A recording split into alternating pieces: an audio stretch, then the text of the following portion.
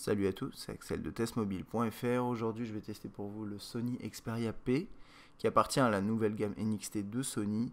Et petit rappel, en fait, dans cette gamme, vous avez le Xperia S qui est tout en haut de la gamme, en termes de prix, en termes de spécifications, taille d'écran également, du coup. Et ensuite, vous avez le P qui est celui-là, le Solar et le U qui vient conclure d'une certaine façon cette gamme. Et puis, je l'ai ici. Donc là aujourd'hui je ne vais pas les comparer tous les deux, mais il y aura une vidéo de comparaison et il y aura bien sûr le test du U qui sera réalisé. Cet appareil a différentes spécificités par rapport à cette gamme. En fait, chaque appareil de la gamme a ses distinctions, ses éléments de distinction par rapport aux autres appareils de la série. Sur celui-là, je dirais que c'est plutôt la finition. Donc avec un matériau différent utilisé. Donc là c'est de l'alu, si je ne me trompe pas. On dirait, hein, ouais, c'est de l'alu, avec des finitions bien meilleures, même que le Xperia S qui est en plastique. Et on a un autre truc, c'est au niveau de l'écran, il utilise une sorte de techno qu'ils ont breveté qui s'appelle White Magic. Et c'est une techno qui fait en sorte qu'on puisse voir mieux l'écran en extérieur, avec un écran plus lumineux, etc., etc. Alors rapidement, on va faire un point sur les spécifications du terminal. Et puis derrière, il y a pas mal de choses à voir. Donc on va en parler tout en ayant ça sous les yeux. Donc on a un écran 4 pouces 540-960 Bravia Engine avec White Magic, qui est quelque chose qu'on n'a pas sur le U ni sur le S d'ailleurs. On a 16 Go de mémoire interne avec 13 Go utilisables par l'utilisateur, 1 Go de RAM, pas de slot micro SD à prendre en compte, donc vous avez 13 Go au total. Bien sûr, vous pouvez avoir de la mémoire dans le cloud, mais bon, ça prend en compte. Un appareil photo 8 mégapixels, Exmor R comme la plupart des terminaux Xperia, qui permet notamment de faire de jolies photos en conditions de lumière, conditions mauvaises de lumière, disons. Il filme en 1080p, vous avez une caméra frontale VGA. C'est du dual core 1 GHz. Au niveau de la batterie, on est sur du 1300-1305 mAh avec une autonomie annoncée d'environ 5 heures en communication, 15 jours en veille. Et il y a un petit point intéressant, enfin il y a deux autres trucs intéressants, c'est que vous avez également un port micro HDMI ici.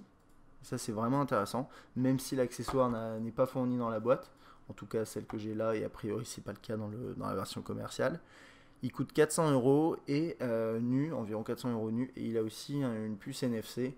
Donc on peut utiliser les smart tags dont j'avais déjà parlé lors du test du Xperia S, qui permettent de créer des actions en fonction des différents tags NFC. Enfin bon, ça voilà, je vais pas forcément le passer en revue parce que j'ai pas de smart tags, hélas. Petit truc intéressant, voilà, ils disent au niveau de la recharge, 10 minutes de charge égale 60 minutes de communication, c'est intéressant. Ça permet de se rendre compte un peu. Là on a le rappel de tous les différents éléments. Il n'y a pas grand chose à dire de plus là dedans. Alors on va faire un rapide déballage. Hop. Donc on avait l'appareil. On n'a pas la batterie à part puisque elle n'est pas amovible. Vous voyez, on le voit bien d'ailleurs. Là il y a des on le voit bien. Voilà, il y a des petites vis spécifiques. Et donc on peut vraiment pas accéder à la batterie. Et c'est pas, d'après moi, c'est pas un problème. Voilà, vous avez différentes notices ici qui sont mises là-dedans. Bon, ça ne sert pas à grand chose. En fait, elles sont tellement fines qu'il n'y a pas grand chose à voir, d'autant plus qu'Android, ça reste un OS assez complet. Donc je vous conseille plutôt d'aller en ligne si vous avez besoin d'aide. Des écouteurs intra-auriculaires, un câble USB, micro USB, et comme je vous disais, vous n'avez pas de câble micro HDMI. Il y a également le chargeur. Donc ça devient vraiment classique, c'est du secteur et USB. Après vous mettez le câble USB et c'est parti. Alors, du coup bon bah voilà, on va pouvoir passer à l'appareil enfin. Pour commencer, je dirais que niveau design, ça reste dans la lignée du Xperia S. C'est un appareil qu'on avait découvert au MWC et c'est un design que j'apprécie toujours. Donc très carré avec des angles ici plutôt droit et une coque arrière arrondie. Ça c'est vraiment l'élément, enfin le design de base sur ces terminaux là, et puis ensuite cet élément là qui est très important avec ce côté transparent et cette barre ici qui elle ne s'en va pas, contrairement sur le U où elle est amovible, et sur le U, vous le verrez lors du test, c'est vraiment l'aspect personnalisation. Là ici c'est plus, disons que c'est un terminal qui est un peu moins puissant que le S, mais derrière, je trouve il fait presque plus haut de gamme de par la finition, de par les différentes technologies qui sont embarquées. C'est assez intéressant.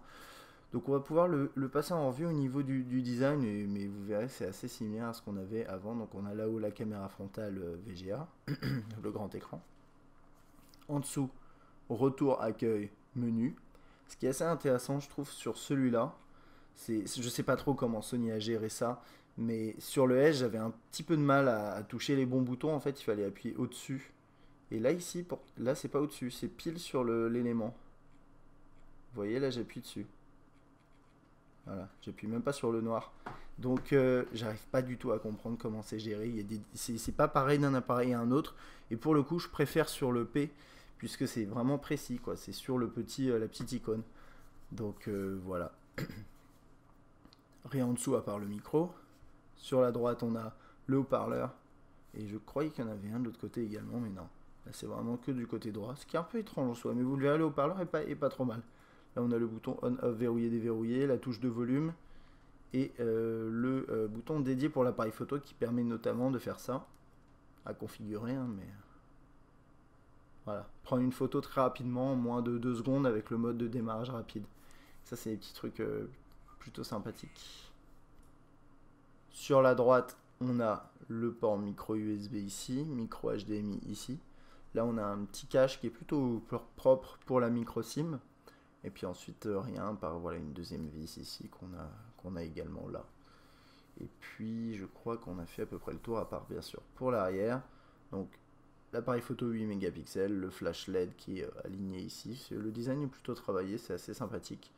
Et en dessous, le petit logo qui représente maintenant la lignée Xperia, qui était associée plutôt à Sony Ericsson avant, mais maintenant qu'ils ont conservé pour plutôt Xperia. Donc plutôt sympathique, et c'est légèrement en relief, enfin léger. Hein. Et bien sûr cette barre transparente. Voilà, donc on va pouvoir passer du coup aux fonctionnalités.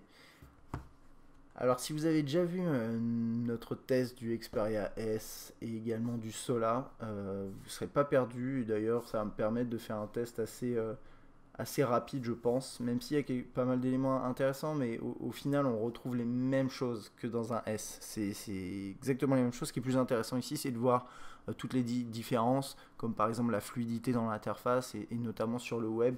Donc on va plutôt on va bien passer en revue ce genre d'éléments. Donc vous avez quoi? Page d'accueil. Alors un petit détail, on va aller regarder rapidement la version d'Android, c'est du Gingerbread 2.3.7. Il n'y a pas de mise à jour disponible pour l'instant.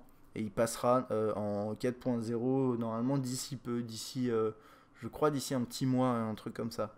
Donc on verra bien à ce moment-là si ça change, si c'est vraiment intéressant. J'ai pas encore vu ICS sur les terminaux de la gamme Xperia.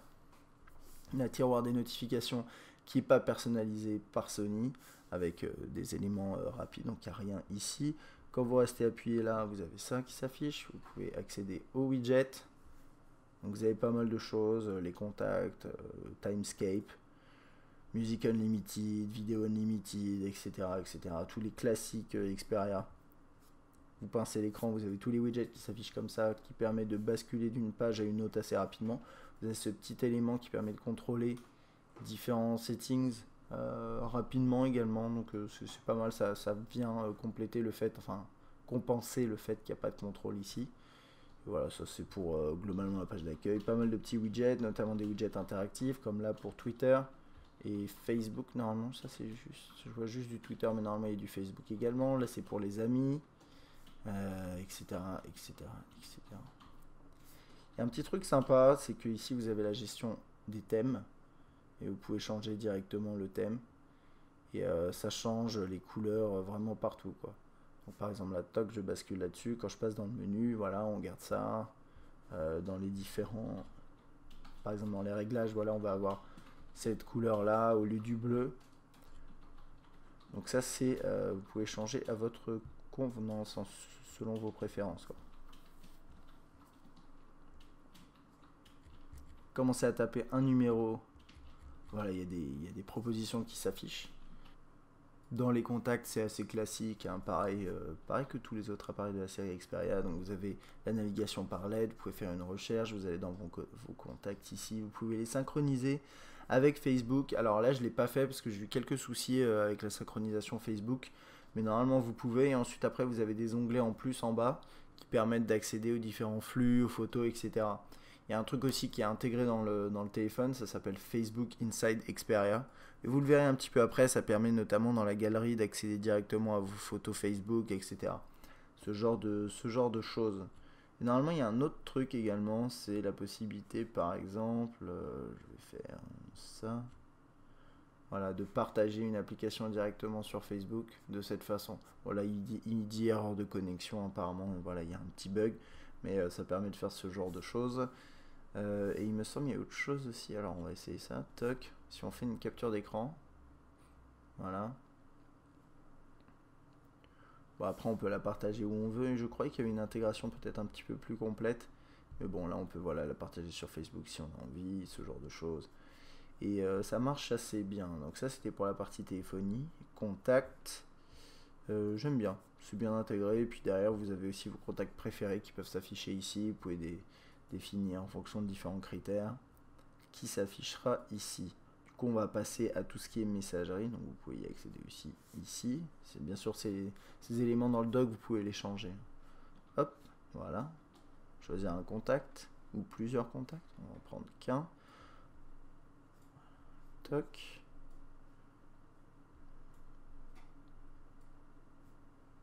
On lui envoie. Bon là ça va pas marcher, j'ai pas de carte aussi, mais voilà, vous avez le contact qui s'affiche ici, des discussions, des systèmes de bulles classiques, vous pouvez transformer un SMS en MMS en appuyant ici en mettant une pièce jointe.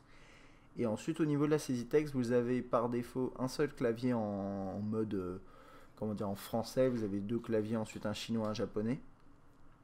Et ce clavier là, le clavier Xperia, qui est plutôt correct.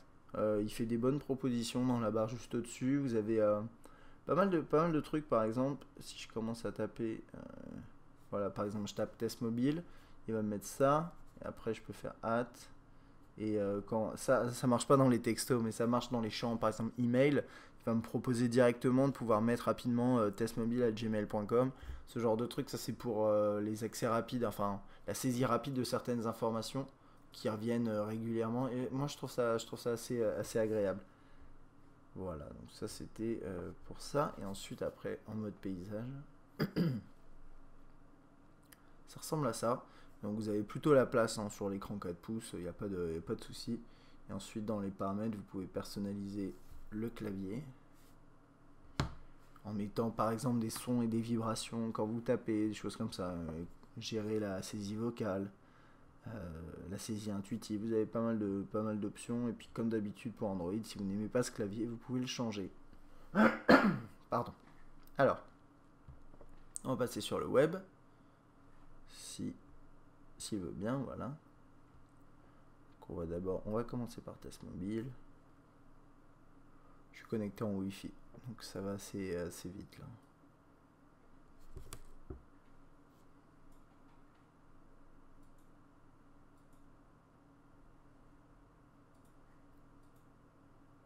Enfin, ça va assez vite, ça dépend. Et là pour le coup c'est pas excellent. Alors le défilement est relativement fluide là sur un site un peu plus léger. Je trouve quand même que c'est pas excellent. C'était bien sûr mieux sur le Xperia S, c'est pas vraiment surprenant.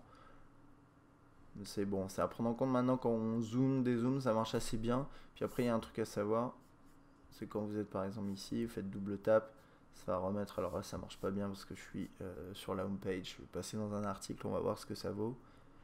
Normalement, voilà, vous double tapez sur le texte, ça va vous le remettre en page, ça permet de lire de manière optimale du texte. C'est quelque chose qui devient vraiment classique, hein, mais voilà, ça donne ça. Si vous zoomez un peu plus, toc, pareil. Donc ça marche bien.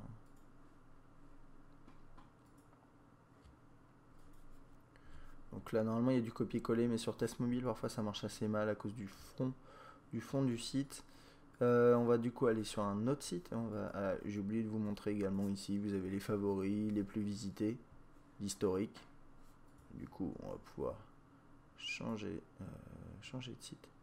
Par défaut, il m'installe pas mal de favoris, voilà, tout ça. Moi, c'est le genre de truc j'aime pas trop, quoi. J'ai tendance à penser que le constructeur doit pas me conseiller, m'imposer entre guillemets des sites. À la limite celui de Sony Mobile je veux bien, mais tous les autres non merci quoi. Donc bon, ça ils le font tous, donc on peut pas vraiment... c'est compliqué de juger là-dessus quoi. Mais bon, après vous pouvez les enlever, il n'y a pas de problème. Donc là, c'est une version mobile, c'est à peu près fluide. C'est pas excellent, je trouve quand même.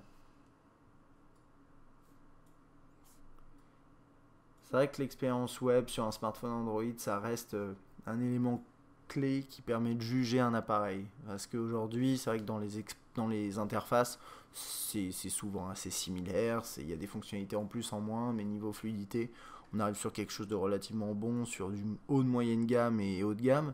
Mais maintenant, derrière, ce qui compte vraiment, c'est l'expérience aussi en jeu, etc. Mais beaucoup sur le web, parce que ça reste quelque chose qu'on fait beaucoup. Enfin, je veux dire, on va beaucoup sur Internet, sur son terminal, même à partir de 4 pouces, ça commence à devenir largement faisable. Même en dessous, hein. D'ailleurs, l'iPhone, c'est moins de 4 pouces. Mais voilà, en termes de fluidité, c'est un point extrêmement important.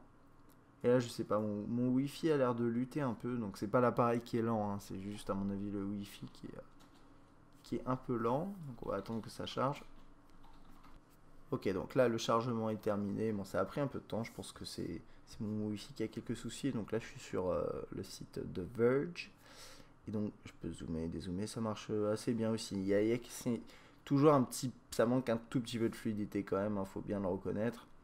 Mais ça va. Alors, bien sûr, après, vous pouvez optimiser en enlevant le chargement du flash, des différents scripts, etc. Mais bon, c'est aussi intéressant de voir ce que ça vaut quand on charge plusieurs éléments. Donc là, c'est le copier-coller. Ensuite, vous copiez le texte en appuyant dessus. C'est assez simple.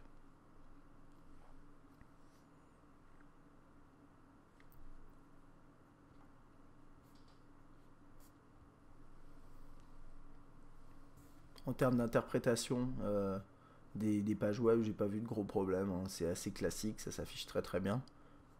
Donc là, c'est encore en train de charger. Et je vois que je peux pas défiler. Alors je sais pas pourquoi. C'est assez étrange. Je pense qu'il manque des éléments. Voilà, c'est encore en train de charger et la page n'est pas encore affichée, enfin chargée en entier. Du coup, il a un petit peu de mal encore.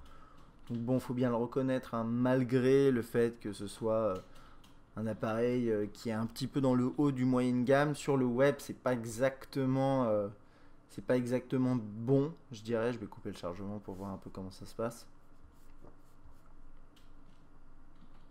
Bon, voilà aussi, c'est des pages très très lourdes avec beaucoup d'éléments, mais c'est aussi sur ces pages là qu'on a envie d'aller, donc c'est normal que j'essaye ça. Voilà, double tap avec le texte ici et pareil. Bon, ça c'était pour le web. Globalement, comme je vous disais, hein, c'est correct, mais sans plus. C'est peut-être même un petit peu décevant pour un appareil qui est vraiment, de par notamment le design, est connoté haut de moyenne gamme, et finalement sur le web, on a l'impression que c'est un petit peu en dessous, hein. Timescape qui permet d'aller sur les réseaux sociaux, etc. Bon, ça on va pas explorer parce que c'est quelque chose, c'est toujours la même chose d'un appareil à un autre. Ensuite, le lecteur musical, voilà, qui est dans sa nouvelle version depuis la gamme NXT, avec les différents tris par morceaux, albums, artistes, etc., etc. On a Music Unlimited qui permet d'acheter de la musique en ligne, ça marche assez bien. Ensuite, on est en mode lecture ici d'un à l'autre. Je trouve ça assez bien, cette distinction par onglet. Ici, ça marche bien. On a SenseMe aussi qui permet de créer des playlists en fonction de de votre état d'esprit, on va dire. En mode paysage, ça donne ça.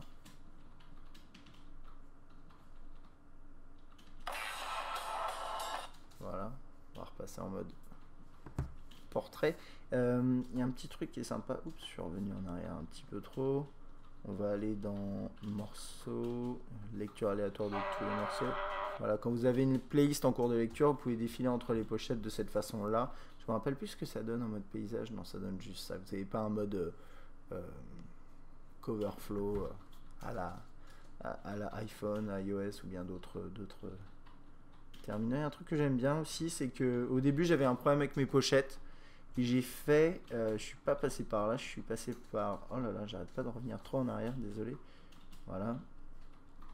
Dans musique, il me semble, c'est ici, voilà, télécharger les infos. J'arrivais pas à lire, désolé, la caméra elle a un peu de mal. Là. Télécharger les infos musique. et ça permet en fait de basculer, enfin d'aller télécharger toutes les pochettes, etc. Et ça c'est vraiment sympa parce que du coup, là j'ai toutes les, enfin j'ai pas exactement toutes les bonnes pochettes parce que là par exemple il a pas téléchargé il me semble la bonne pochette, mais c'est pas grave, au moins bon, il y avait plus mon bug des pochettes et là par exemple voilà celle-là il l'a téléchargé, là aussi il l'a mis à jour. C'est quand même bien. Là, j'ai pas beaucoup de musique, mais par exemple, là, NoFX, il a téléchargé la bonne pochette, ce genre de choses. Dans l'interface, vous pouvez bien sûr avancer dans le morceau. Vous avez tous les classiques. Petit truc ici, c'est voilà, le mode répétition aléatoire. Vous pouvez aller les chercher ici et ils sont indiqués en bas à droite également. Tout petit. Et là ici ça permet de... C'est assez bizarre parce que cette option elle est bien mise en avant et pourtant c'est pas des trucs très importants je trouve. C'est chercher sur YouTube, accéder aux paroles, mais c'est des recherches Google. Il n'y a pas d'intégration vraiment complète et profonde là-dedans. Bon, ça m'a jamais vraiment impressionné cette option-là. Puis du coup, je vais vous montrer un dernier truc. Vous pouvez gérer le volume ici. Pendant que vous lisez un morceau, vous avez là-haut un élément qui s'affiche. Mais vous ne pouvez pas contrôler la lecture ici. Sur l'écran de déverrouillage, vous avez ça qui s'affiche. Ça, c'est plutôt bien. Et puis, vous avez également le widget musical qui s'affiche ici. Voilà. Donc, il y a pas mal d'éléments. Rien, par contre, dans le tiroir de notification. Alors, au niveau du son, de la qualité du haut-parleur, on va aller voir ça tout de suite.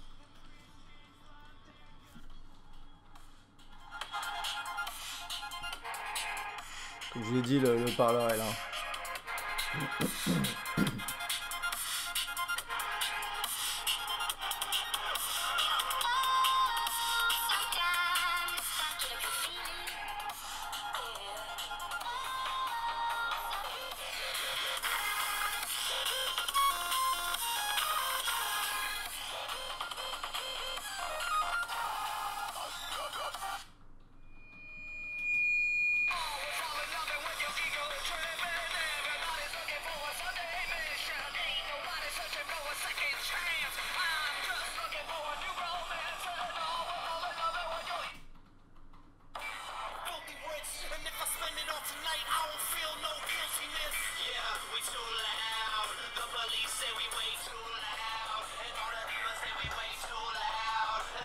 Alors le haut-parleur est pas trop mal, la qualité est assez bonne, il n'y a pas beaucoup de basses mais ça c'est classique. Par contre le volume est vraiment pas très élevé, je trouve. C'est encore une fois, et comme d'habitude hein, pour les téléphones comme ça, il n'y a pas besoin d'avoir beaucoup de volume, mais au final il y a quand même des limites. Moi je sais que sur un Galaxy Nexus le volume est vraiment trop bas. Par exemple pour écouter des podcasts comme ça par le haut-parleur c'est trop bas, et là je pense c'est mieux qu'un Galaxy Nexus, mais c'est quand même pas assez élevé en termes de volume, je pense. Alors, vous avez quand même un petit égaliseur qui a l'air assez complet, donc à explorer, et la fonction X-Loud qui permet d'augmenter le niveau sonore du haut-parleur. Donc ça, c'était activé. Bon, donc j'aimerais pas voir ce que ça donne sans. Enfin là, je veux pas vérifier parce que c'est pas forcément quelque chose dont on peut se rendre compte comme ça rapidement. Alors, on va passer par la galerie.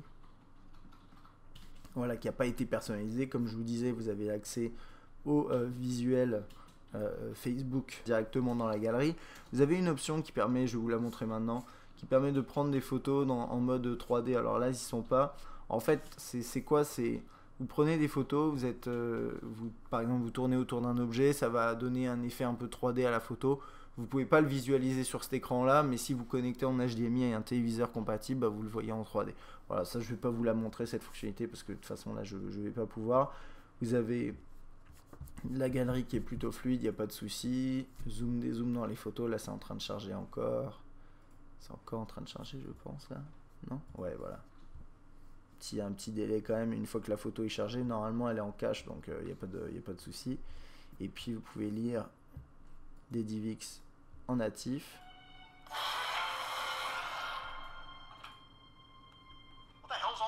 Voilà.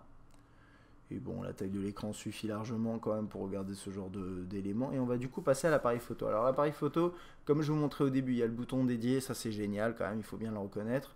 Il permet également de prendre des photos directement en sortant sans avoir à sortir de veille, etc. Donc ça c'est super pratique je trouve.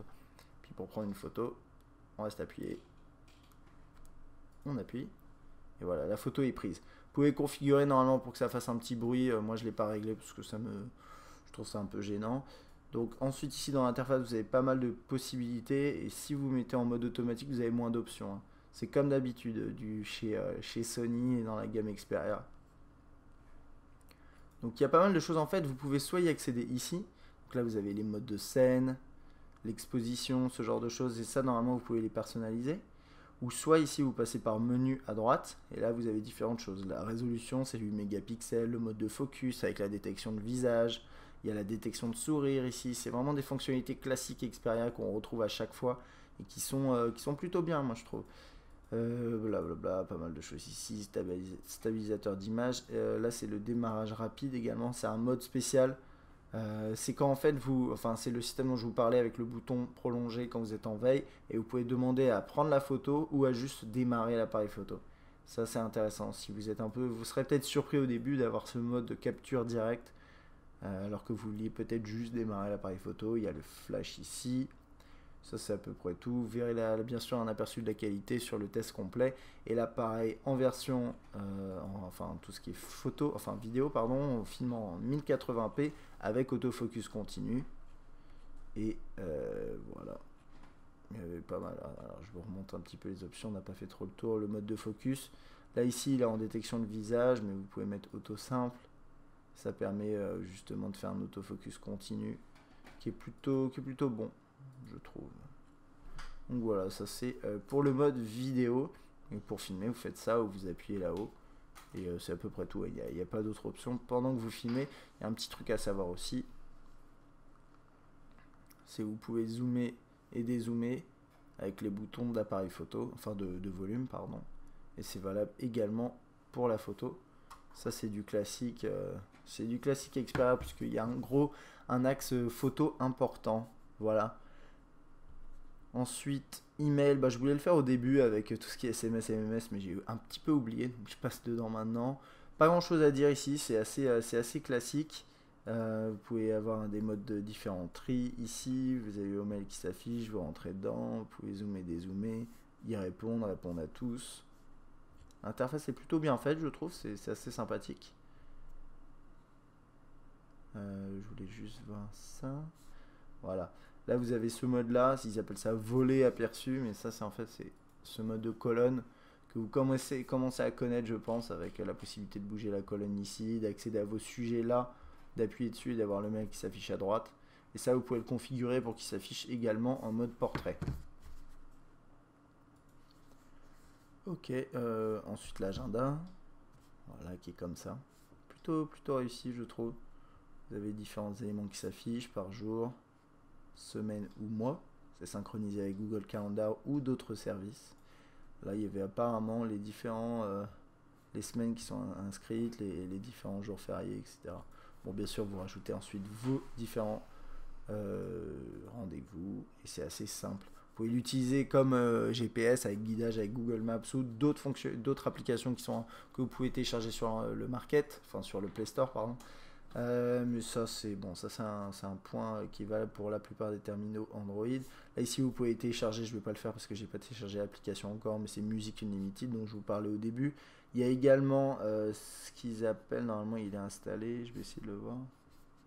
Normalement c'est Video Unlimited, il est peut-être pas installé encore, mais ça permet de télécharger des morceaux de la vidéo, des séries, des films, etc.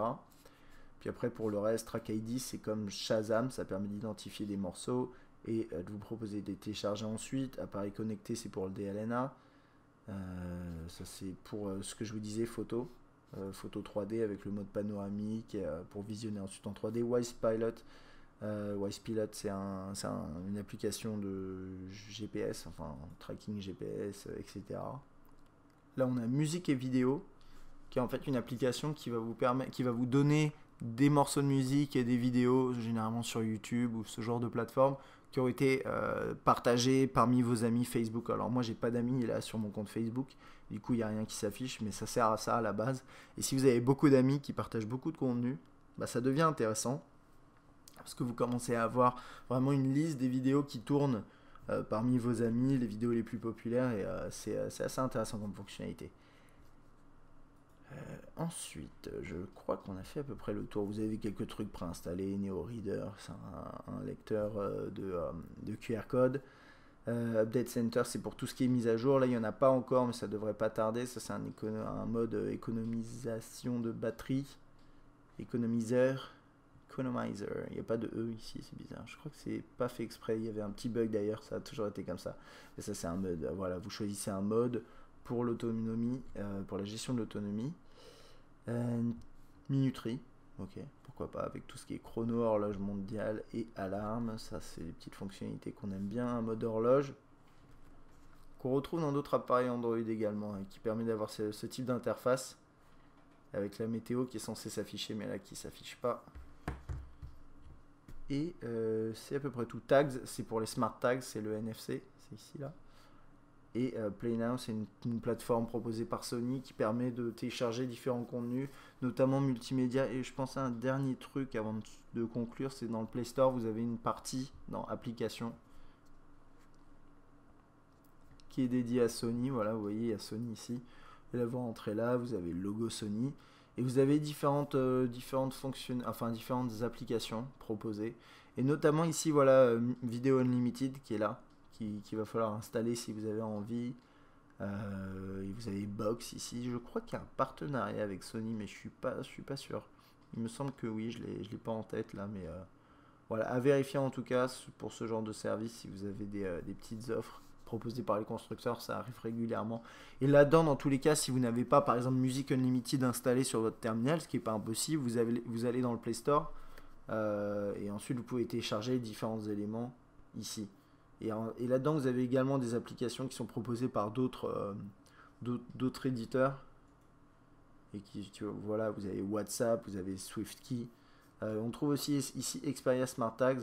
C'est l'application qui permet de gérer les tags dont je vous ai parlé tout à l'heure. Voilà, donc ça c'était pour mon test du Xperia P de Sony.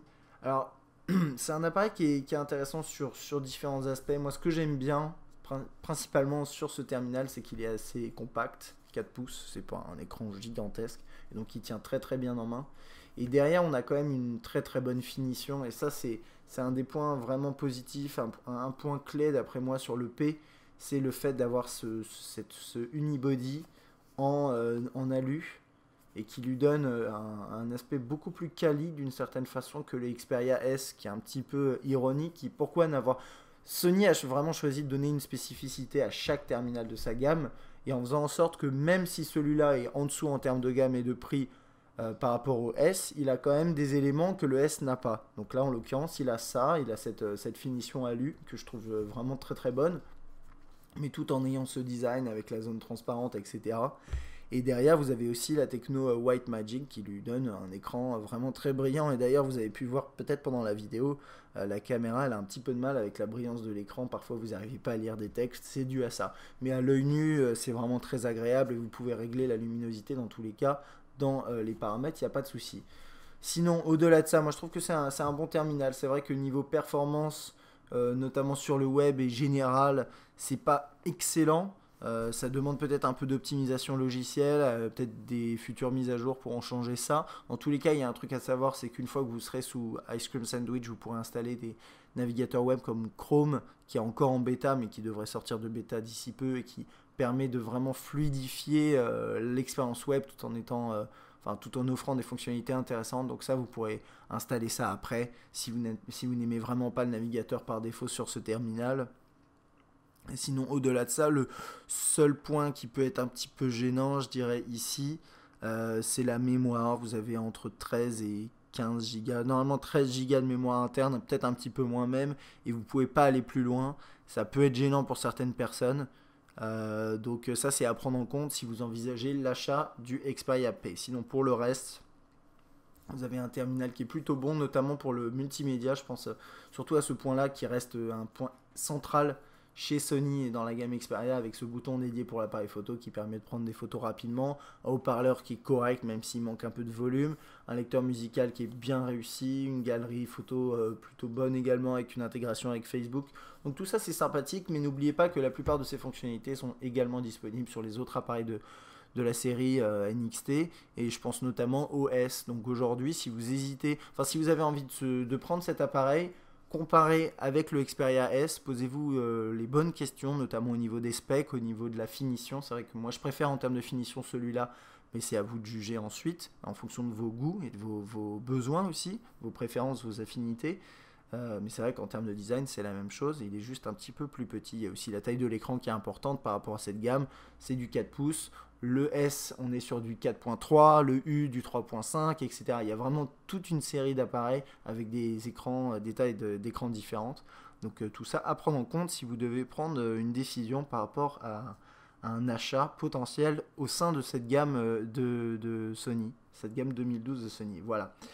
Ça c'était pour mon test du Xperia P de Sony. J'espère que cette vidéo vous a plu. Si vous avez des questions sur ce terminal ou sur d'une manière générale la gamme NXT de Sony ou n'importe quel terminal, n'hésitez pas à les poser sur YouTube ou sur testmobile.fr. A bientôt.